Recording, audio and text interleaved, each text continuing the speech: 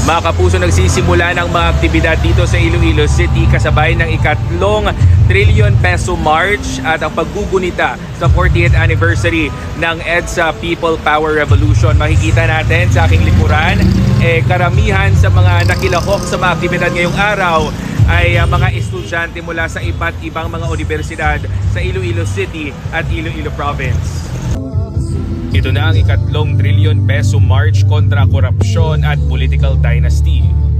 Karamihan sa mga nakilahok ngayong araw ay mga kabataan. Meron ding mga representante mula sa transport sector at mga manggagawa. Inaasahan namang mas nadami pa ang makikilahok sa 3rd trillion peso march maya-maya.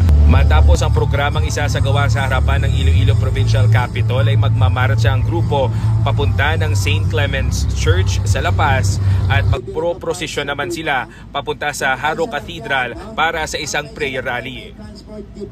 Yan ang latest mula dito sa Iloilo City. Ako si John Sala para sa GMA Integrated News.